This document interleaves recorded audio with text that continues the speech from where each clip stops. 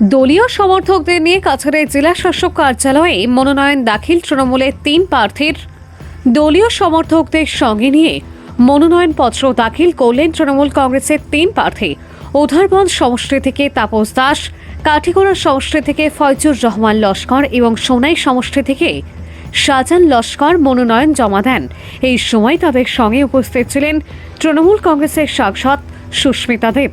জেলা শাসকের কার্যালয়ে সাংবাদিকদের সঙ্গে কথা বলতে গিয়ে তিনি জানান, এবারের নির্বাচনে বিজেপির সঙ্গে সরাসরি প্রতিদ্বন্দ্বিতা হবে এবং তৃণমূল কংগ্রেস উল্লেখযোগ্য ব্যবধানে জয়লাভ করবে বলে তিনি আশাবাদী।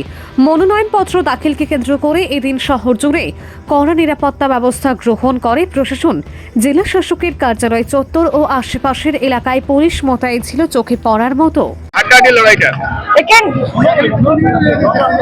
বিজেপি আর তৃণমূল শেষ মুহূর্ত মানে 9 তারিখ পর্যন্ত মাঠে থাকবে, বাকি সব দল হাওয়া হয়ে যাবে। দেখতে থাকেন, যে স্টেটমেন্ট মাননীয় মুখ্যমন্ত্রী কালকে দিয়ে গেছেন ওটা শোনার পরেই তো আপনারা জানেন মাঠে থাকলে তৃণমূল থাকবে, বিজেপির বিরুদ্ধে আর কোনো দলই থাকবে না। শেষ মুহূর্তে দল বদল হচ্ছে, এটা কি দেখেন, আমি একটা কথা বলি,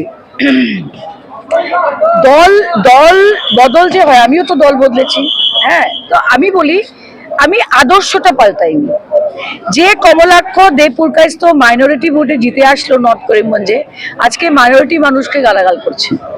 আজকে যে অমরচন্দ জৈন RSS এর সেবা করলো সারা জীবন, সেই অমরচন্দ জৈন এখন সোনিয়া গান্ধীর সিম্বল নিয়েছে, রাজীব গান্ধীর সিম্বল নিয়েছে।